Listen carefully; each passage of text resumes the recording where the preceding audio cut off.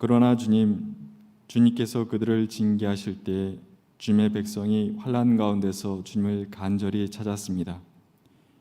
그들이 간절히 주님께 기도하였습니다.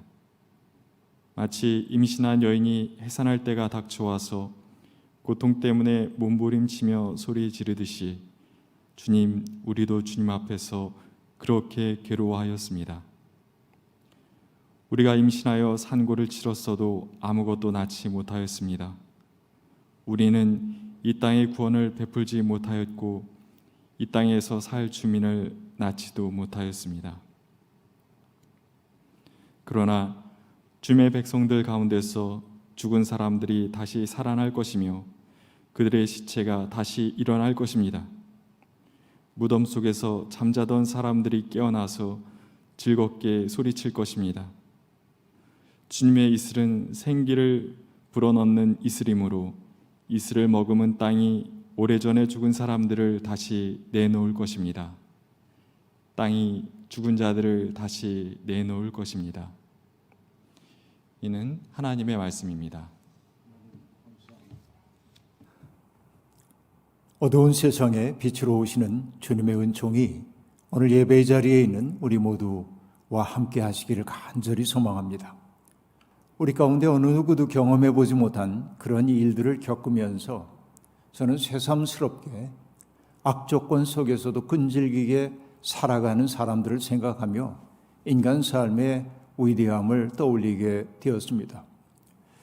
고산지대에 사는 사람들, 산소가 희박함에도 불구하고 그들은 행복하게 산다고 스스로 고백하기도 했습니다. 사막 지역에 살고 있는 사람들도 척박한 땅에 살고 있지만은 그러나 이곳에 사는 것이 만족스럽다고 말하기도 했습니다. 혹한의 땅에 살고 있는 사람들 역시 우리로선 상상할 수 없는 어려움이 있음에도 불구하고 자기들의 삶은 축복된 삶이라고 말하기도 했습니다. 무엇보다도 절망의 벼랑 끝에 서 있는 듯 보이지만 그럼에도 불구하고 여전히 희망의 노래를 부르는 사람들을 바라보면 인간은 정말로 위대하다는 생각을 때때로 품지 않을 수 없습니다.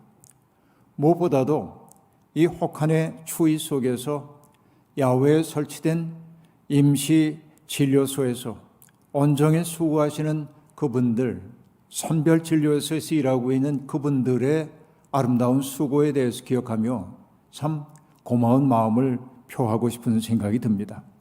이분들은 모두 인간의 삶이 얼마나 장엄할 수 있는지를 보여주는 표징으로 우리 가운데 우뚝 서 있습니다. 시절이 어렵게 우리는 더욱더 온 세상을 다스리시는 하나님의 은혜를 청하지 않을 수 없습니다.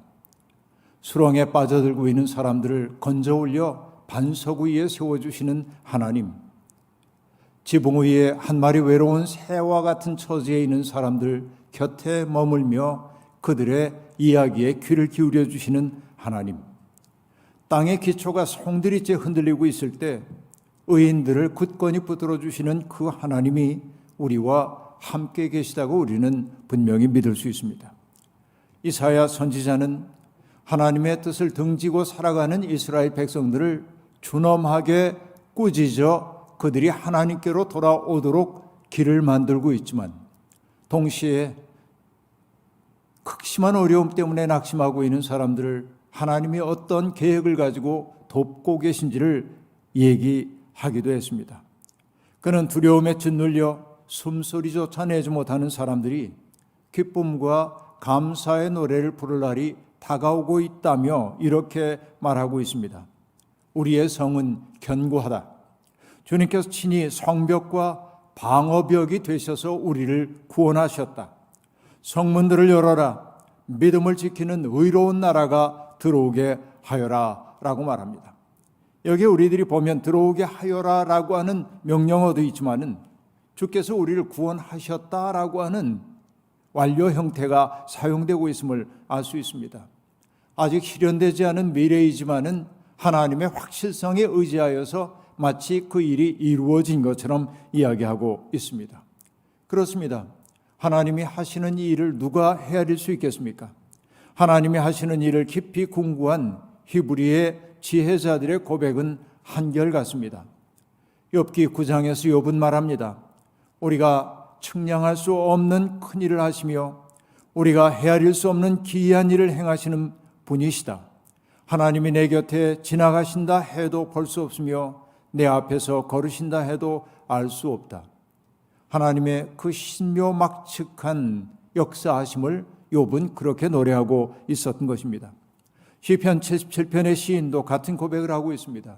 주님의 길은 바다에도 있고 주님의 길은 큰 바다에도 있지만 아무도 주님의 발자취를 헤아릴 수 없습니다 라고 말합니다. 하나님이 하시는 일을 인간의 이성으로 합리성으로 어찌 다 헤아릴 수 있겠습니까? 그 때문에 저는 이런 고백을 해봅니다. 하나님은 손이 많으시다. 하나님은 방법이 많으시다라는 말입니다. 하나님은 우리가 생각하지도 못한 방법으로 역사를 새롭게 하십니다. 우리는 교만한 자들이 사는 견고한 성을 허무시는 하나님, 그럼에도 불구하고 의로운 사람들의 길을 평탄하게 하시는 하나님을 믿습니다. 하나님을 믿는다고 하는 것은 나의 가능성에 의지하여 사는 것이 아니라 하나님의 가능성을 향하여 마음을 열고 살아가는 것이라고 말해야 할 겁니다. 바울 사도도 일찍이 그리스도라고 하는 보화를 마음속에 간직한 사람의 든든함을 이렇게 밝혀주었죠. 우리는 사방으로 죄어들어도 움츠러들지 않으며 답답한 일을 당해도 낙심하지 않으며 박해를 당해도 버림받지 않으며 거꾸러뜨림을 당해도 망하지 않습니다 라고 말합니다. 바로 이것입니다. 이런 믿음의 고백이 우리에게 있는지요? 가장 어두웠던 그 시기에 이사야는 하나님으로부터 시작되는 새로운 희망을 노래했습니다. 히브리서를 통해 우리가 잘 알고 있습니다만 믿음이란 어떤 것입니까? 내가 바라는 것들을 실현하는 것이고 내 눈에 볼 수 없는 것들을 꿰뚫어보는 것이 믿음입니다. 종말론적인 미래를 내다보며 오늘을 의미 있게 살아가는 것이 믿음이라는 말입니다. 오늘은 절망의 시간, 오늘은 눈물의 시간이라 해도 절망을 넘는 희망이 우리에게 도래하고 있음을 바라보는 게 믿음입니다. 지금은 울고 있지만은 그러나 기뻐하는 그날을 내다보고 사는 것이 믿음이라고 하는 말입니다. 철학자인 비트겐슈타인은 현재를 쫓는 자는 언젠가 현재에 따라잡힌다고 말한 바 있습니다. 어떤 의미일까요? 당면한 문제 해결에만 급급하다 보면 전망을 잃게 되고 그 때문에 결국 문제의 크기에 압도될 수밖에 없다는 이야기를 이런 방식으로 표현한 것 아닐까요? 그렇기에 우리는 하늘로부터 오는 빛 혹은 가능성을 붙들어야 합니다. 이사야는 어둠이 지극하던 그 시대에 하나님으로부터 시작되고 있는 평화의 세계를 내다보고 있습니다. 현실은 힘 있는 사람들이 힘없는 사람들을 억압하고 누르고 그리고 함부로 박해하고 있지만 하나님은 그런 힘 있는 자들이 기억조차 되지 않게 만드실 거라고 이사야는 그렇게 이야기하고 있습니다. 그러나 여러분, 모든 사람들이 동일한 비전을 공유하고 사는 것은 물론 아닙니다. 시련이 우리에게 중첩되어 다가올 때 우리는 그런 비전을 잃어버리기 쉽습니다. 예기치 않은 일들이 찾아와 우리의 삶의 우선순위를 바꿀 것을 요구할 때 우리는 당혹감을 느낍니다. 어찌할 바를 몰라 흔들흔들 비틀거리게 마련입니다. 그러나 여러분, 시련과 고통이라고 하는 것은 우리의 삶에서 불필요한 것들을 덜어내라고 하는 일종의 요구일 때가 많지만 그러나 평범한 사람들은 그 고통을 통해 전달되는 메시지를 알지 못하기 때문에 맹목적으로 그 어려움에 붙들릴 때가 아주 많이 있습니다. 문제의 크기에 압도당한 탓입니다. 이스라엘 역시 마찬가지였습니다. 강대국들의 침입으로 나라가 전망의 위기 앞에 놓여 있건만 그들은 자기들이 어떤 죄를 하나님 앞에 저질렀는지, 이웃들 앞에 자기들이 얼마나 무정한 존재였는지를 돌아볼 여백을 마련하지 못했습니다. 하나님을 버리고 우상을 따라간 죄, 자기 욕망을 다 채우기 위해 다른 이들이 누려야 할 몫까지 가져다가 다 독차지해버린 죄, 이웃들의 신음소리를 외면한 죄, 정의와 공의를 팽개친 죄에서 돌이킬 줄 몰랐던 것입니다. 시련은 그들로 하여금 부르짖게 만들었습니다. 하지만 그들을 창조적인 삶으로 인도하지는 못했습니다. 바로 이것을 표현한 것이 이 대목입니다. 마치 임신한 여인이 해산할 때가 닥쳐와서 고통 때문에 몸부림치며 소리 지르듯이 주님, 우리도 주님 앞에서 그렇게 괴로워하였습니다. 우리가 임신하여 산고를 치렀어도 아무것도 낳지 못하였습니다. 우리는 이 땅에 구원을 베풀지 못하였고 이 땅에서 살 주민을 낳지도 못하였습니다.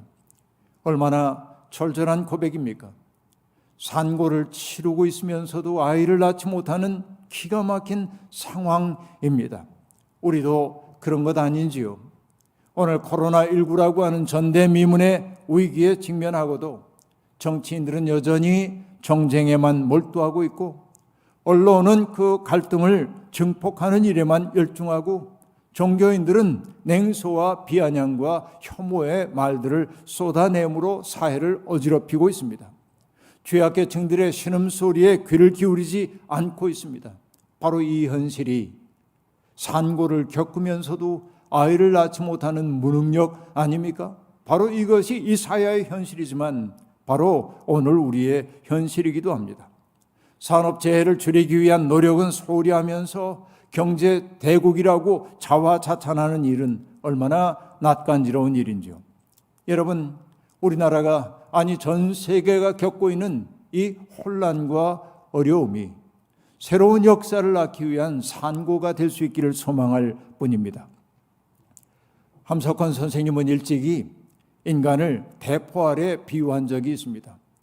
사람은 혼이 살아있는 사람은 때가 되면 크게 폭발할 줄 안다고 얘기하고 있습니다. 크게 폭발한다고 하는 것은 무엇입니까? 자아의 경계를 넘어서서 누군가에게로 나아갈 줄 아는 사람이 된다고 하는 말일 겁니다. 불쌍한 사람을 보아도 일으켜줄 마음이 일지 않는 사람, 불의한 일을 보아도 모른 척 외면해 버리는 사람들, 그들은 어떤 사람입니까? 불발탄이 되어버리고 만 사람들입니다. 왜 인간은 불발탄으로 살아가고 있을까요? 그것은 이런 것 때문일 겁니다. 화약이 그 속에서 없거나 아니면 뇌관이 고장이 났기 때문일 겁니다. 왜 화약이 없어지고 뇌관이 사라졌을까요? 죄 혹은 욕망의 습기가 화약을 적셨기 때문이라고 볼 수 있습니다. 세상에 길들여지다 보니까 분노할 줄 모르는 사람이 되었기 때문에 그렇단 말입니다. 바로 이 대목이죠. 산고를 겪고도 아이를 낳지 못하는 사람, 불발탄이 되어버린 사람처럼 딱한 사람이 어디에 있을까요? 여러분, 불발탄이 되어버린 이 사람은 성서적 언어로 얘기하자면 하나님의 형상을 잃어버린 사람이라고 말할 수 있겠죠. 하나님의 형상이란 하나님의 마음을 느끼는 사람이고 하나님의 형상이란 이웃들의 아픔을 함께 아파할 줄 아는 사람이 되는 것인데 하나님의 그 형상을 잃어버렸기 때문에 불발탄이 되었고 산고를 겪으면서도 아이를 낳을 힘이 없는 존재가 되어버리고 마는 것입니다. 여러분, 우리로서는 희망이 없어 보입니다. 하지만 그럼에도 불구하고 희망이 아주 없지는 않습니다. 그것은 그런 우리를 못났다 책망하지 아니하시고 우리를 불쌍히 여기시는 분이 살아 계시기 때문에 그렇습니다. 주님의 백성 가운데서 기적이 일어납니다. 이사야는 그것을 내다보고 있습니다. 죽은 자들이 다시 살아나고 무덤 속에서 잠자던 사람들이 깨어 일어나 소리치게 될 것임을 그는 내다보고 있습니다. 어떤 경우입니까? 하나님의 생기가 그들 속에 들어갈 때 벌어지는 일입니다. 하나님의 생기가 들어가면 넘어진 사람은 일어선 사람이 됩니다. 무기력했던 사람은 활기를 띠게 됩니다. 불발탄이었던 사람은 크게 폭발할 수 있는 사람이 되는 것입니다. 하나님의 생기가 들어가면 하나님의 형상이 총체적으로 회복되기 때문에 그렇습니다. 이사야는 하나님의 은혜를 인상적인 언어로 나타내고 있습니다. 생기를 불어넣는 이슬이라고 하는 말. 여러분, 하나님의 은혜는 생기를 불어넣는 이슬입니다. 생기란 날생의 기운 기자가 합쳐진 말입니다. 생기는 우리 속에 들어가서 우리를 꿈틀거리는 생명이 되게 하는 그런 힘입니다. 하나님의 꿈이 애굽에 있었던 히브리인들에게 들어가자 그들은 새로운 세상을 열기 위해 애굽을 탈출하여 광야로 들어갔습니다. 새 나라 꿈틀거림입니다. 에스겔이 보았던 해골의 골짜기, 예언자가 생기를 향하여 대언하자 바람이 불어왔고 그러자 해골들이 맞춰져 하늘 군대 이루게 되었음을 우리들이 압니다. 갈릴리의 어부들은 예수님께서 나를 따라오너라 내가 너희를 사람 낚는 어부가 되게 하겠다라는 부름을 받았을 때 그들은 배와 그물을 버려두고 예수님을 따라갔습니다. 생기가 그들을 일어선 사람이 되게 만든 것입니다. 그래서 저는 생기란 날생자와 기운 기자이기도 하지만 날생자와 일어설 기자 생기, 뭔가를 발생시키는 힘이라고 말하기도 하는 것입니다. 하나님은 그런 의미에서 생기를 불어넣으시는 분입니다. 생기라고 번역된 히브리어 오라라고 하는 단어는 허브, 우리가 허브 식물 얘기할 때 허브를 뜻하기도 하지만 주로 빛 혹은 기쁨과 행복의 빛이라는 뜻으로 사용되곤 합니다. 하나님은 절망의 어둠 속에 유폐된 사람들 속에 기쁨의 빛을 불어넣으시어 그들로 하여금 일어선 존재가 되게 합니다.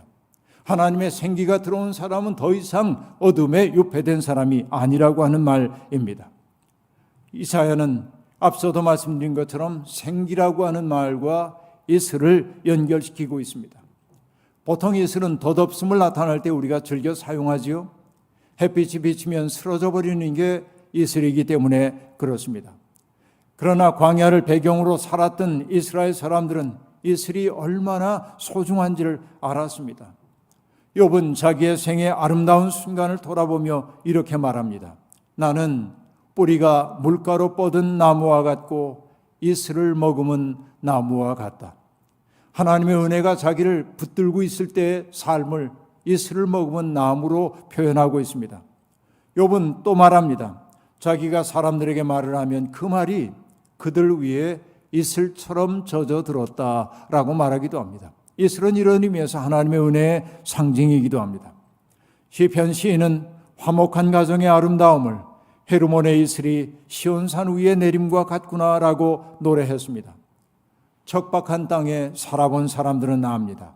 이슬조차 은혜라는 사실 말입니다.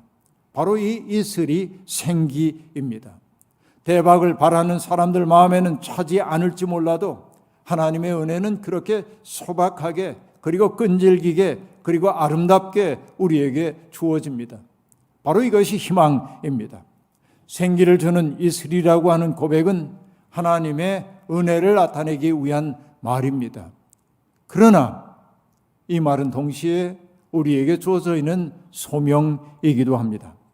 하나님을 믿는 사람들은 주변 사람들에게 생기를 불어넣는 사람이어야 합니다. 메마른 땅을 종일 걸어가느라 목이 바짝바짝 말라버린 사람들에게 이슬처럼 다가가야 합니다.